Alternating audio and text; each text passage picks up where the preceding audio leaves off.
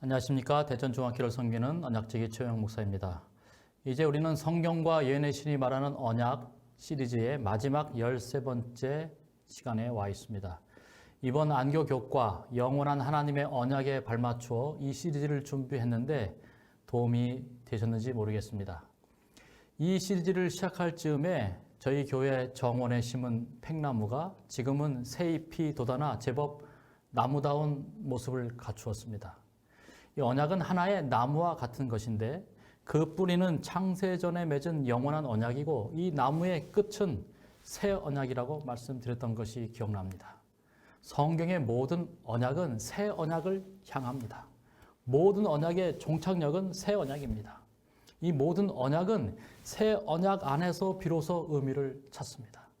이제 우리는 언약에서 가장 중요한 새 언약에 대해 살펴보겠습니다. 구약의 새 언약이라는 말이 단 한 번밖에 사용되지 않았다는 사실을 아십니까? 예레미야 31장 31절 32절의 말씀을 보겠습니다. 여호와의 말씀이니라. 보라, 날이 이르리니 내가 이스라엘 집과 유다 집에 새 언약을 맺으리라. 이 언약은 내가 그들의 조상들의 손을 잡고 애굽 땅에서 인도하여 내던 날에 맺은 것과 같지 아니할 것은 내가 그들의 남편이 되었어도 그들이 내 언약을 깨트렸음이라. 여호와의 말씀이니라. 이 31절에서 새 언약을 약속하신 순간 이 32절의 새 시내산에서 맺은 이 언약은 자동적으로 옛 언약이 되어 버렸습니다. 이스라엘 백성들은 시내산에서 하나님과 맺은 언약이 파기당하는 쓰디쓴 교훈에도 불구하고 옛 언약의 정신에서 벗어나지 못했고 반복적으로서 하나님과 맺은 언약을 깨트렸습니다. 그래서 하나님께서 제사장 나라에게 부여하신 그 사명과 특권을 이루지 못하고 그 축복도 누리지 못했습니다. 하지만 언약의 신실하신 하나님께서는 인간의 이 불신실함에도 불구하고 아담과 맺은 언약, 아브라함과 맺은 언약, 다윗과 맺은 언약을 지키시기 위해 마침내 새 언약을 약속하시는 것입니다. 그렇다면 새 언약 속에 나타나 있는 구체적인 약속은 무엇입니까? 그 약속은 33절과 34절에 이어집니다.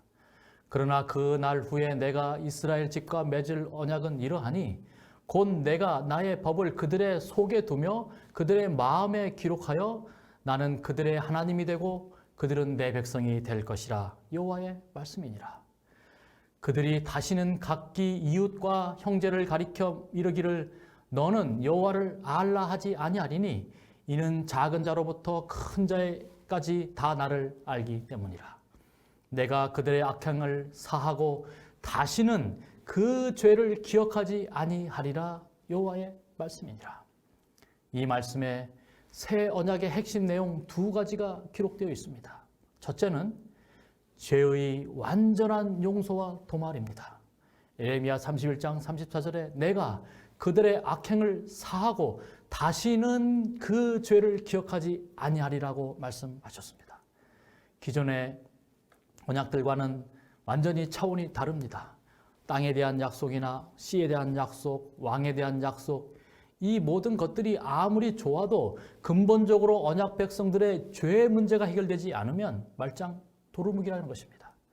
따라서 새 언약의 가장 중요한 약속은 예수 그리스도를 통해서 우리의 죄 문제를 완전히 해결해 주시는 그 약속인 것입니다. 속죄는 용서와 도말이라는 두 과정을 통해 완성됩니다. 그리고 이것은 십자가와 하늘 성소에서의 조사 심판을 통해 성취됩니다. 십자가 사건이 있기 하루 전날 최후의 만찬에서 예수님께서 새 언약을 선포하셨습니다. 누가복음 22장 20절과 마태복음 26장 28절에 그 의미를 다음과 같이 말씀하고 있습니다. 저녁 먹은 후에 잔도 그리하여 그와 같이 하여 이르시되 내 잔은 내 피로 세우는 새 언약이니 곧 너희를 위하여 붓는 것이라.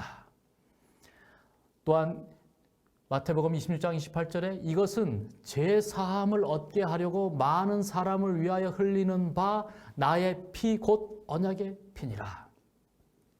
마침내 예수님께서 영원전에 아버지 하나님과 맺은 언약을 성취하시기 위해서, 그리고 구약의 희생제사와 성소봉사를 통해 예표된 이 모든 언약들을 옛것으로 만드시고 지금까지 존재했던 모든 언약들을 완전히 새로운 언약으로 만드시는 순간이 되었습니다.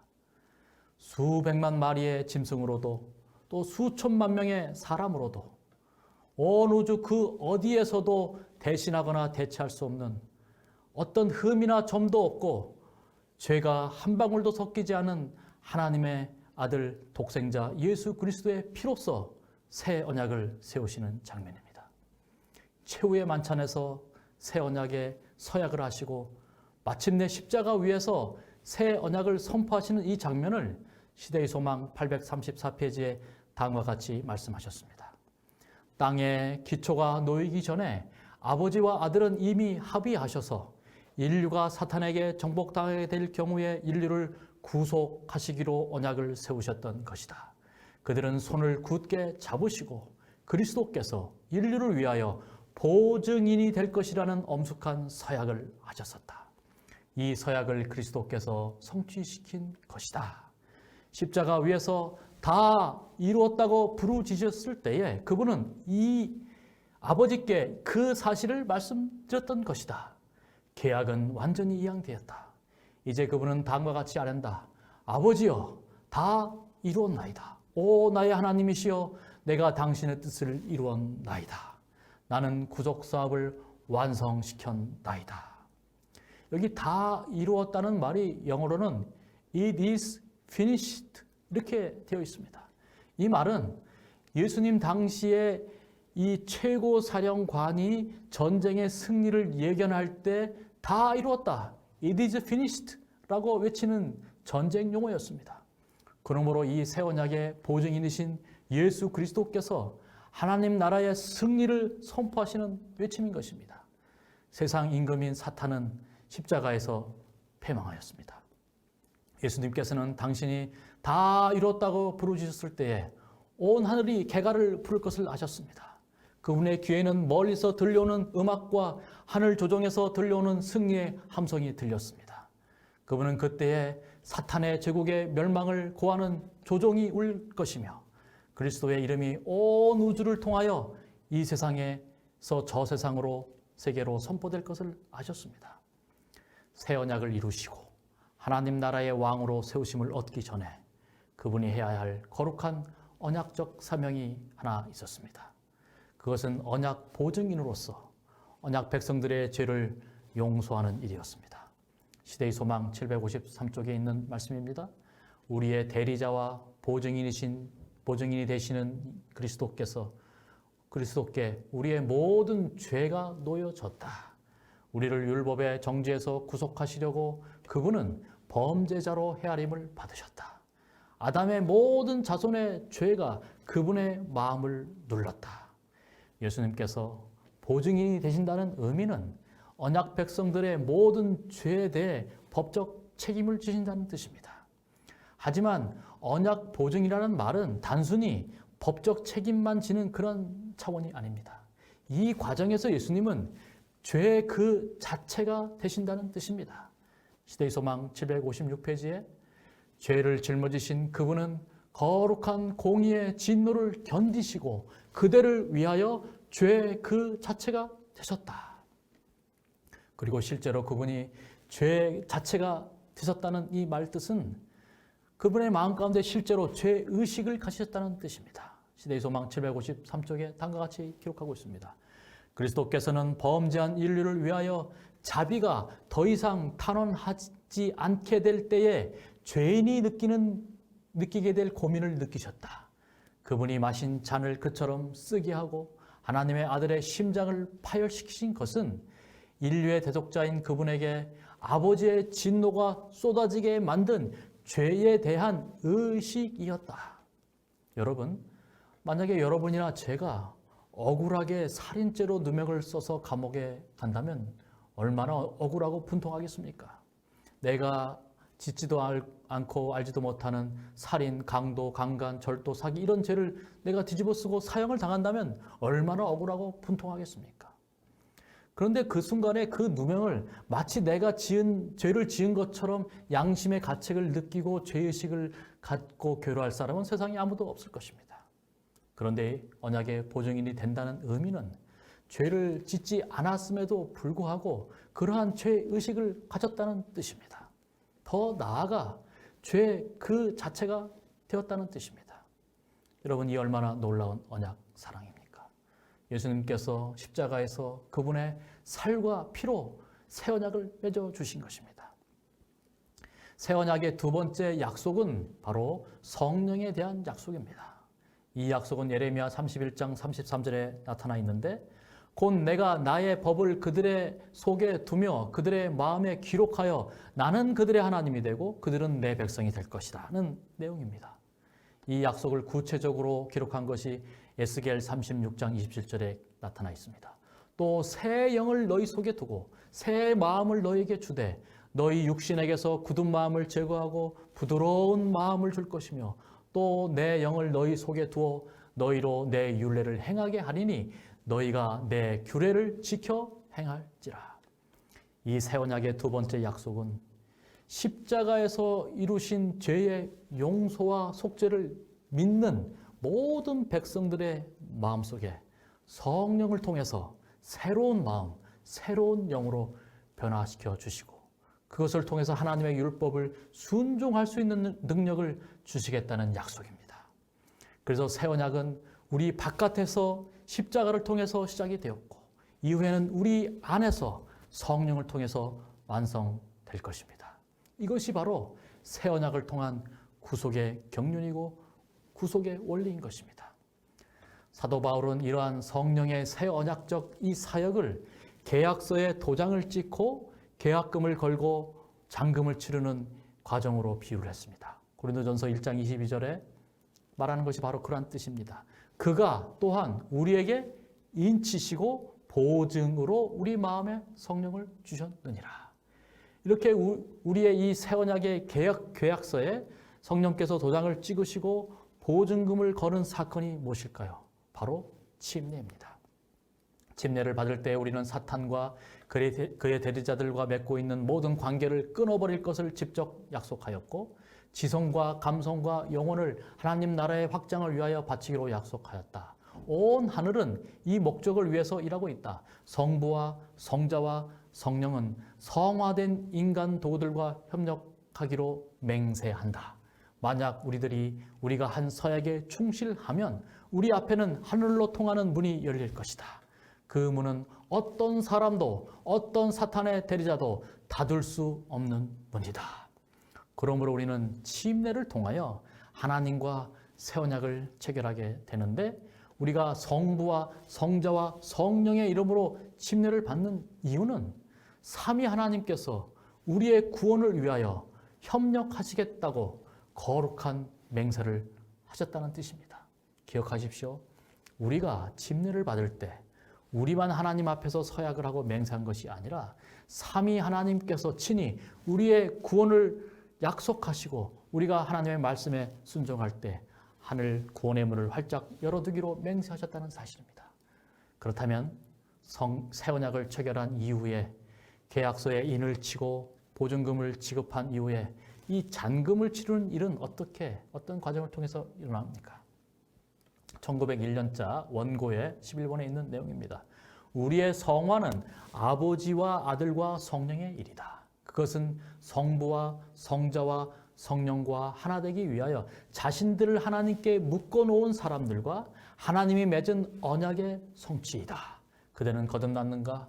그대는 그리스도 안에서 새로운 피조물이 되었는가? 그렇다면 그대를 위하여 일하고 계신 하늘의 크신 새 능력자들과 협력하라. 저는 이 말씀을 처음 읽고 얼마나 감사했는지 모릅니다. 많은 사람들이 자신의 이 마음을, 품성을, 변화를 위해서 몸부림을 칩니다.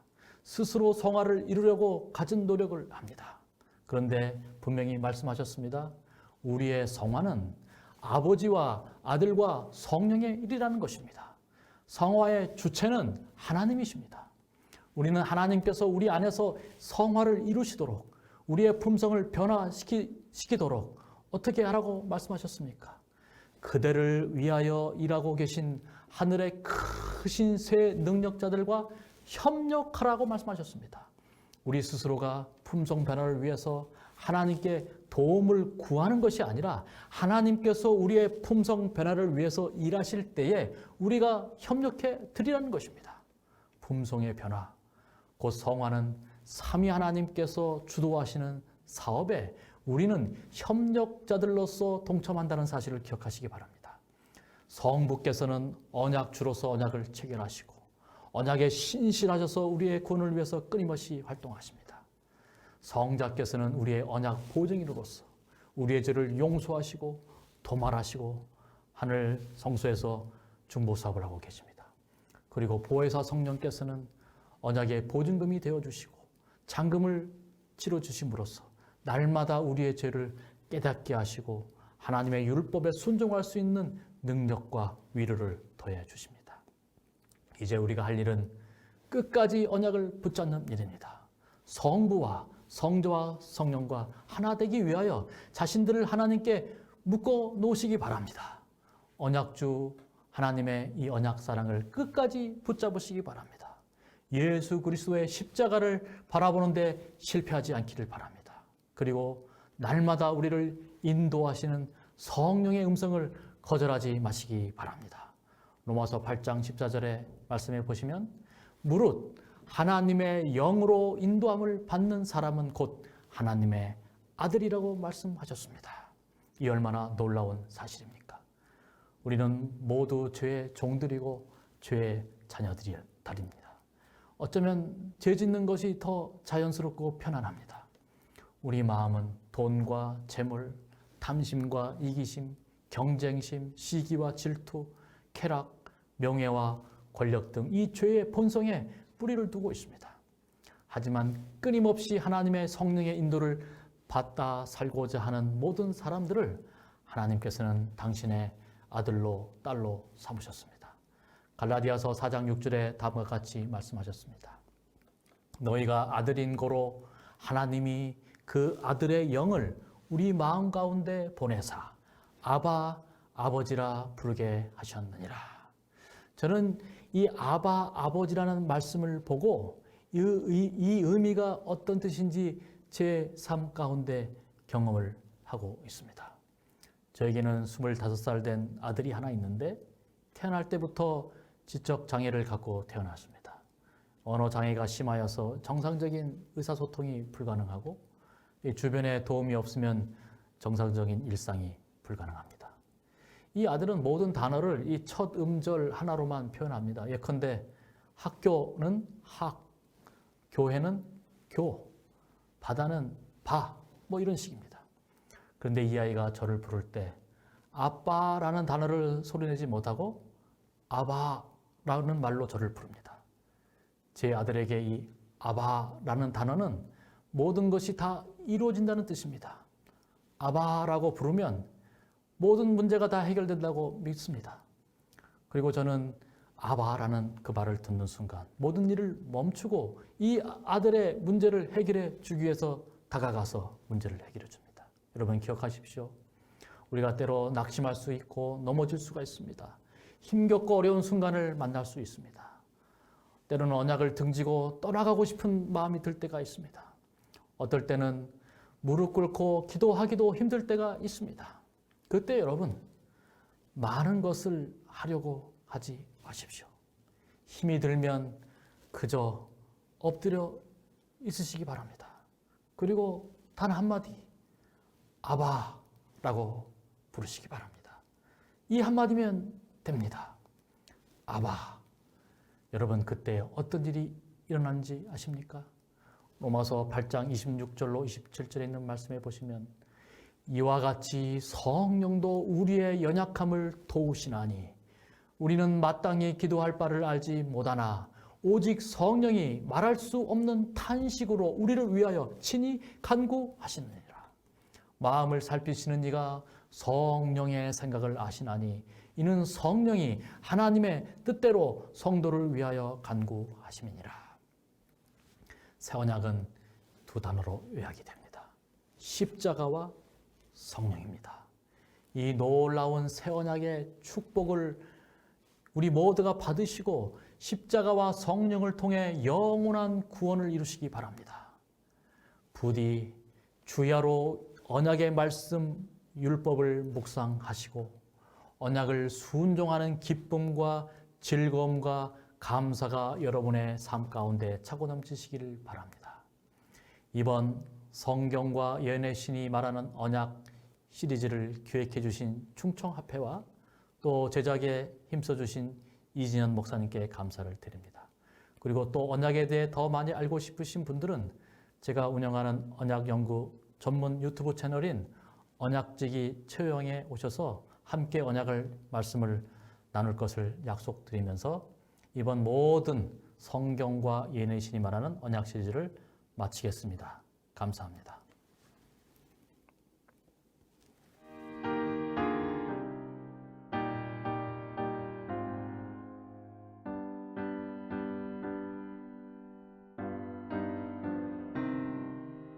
이 땅 위에 주님 나라 영원 전에 계획하사 재단 쌓고 짐승 쫓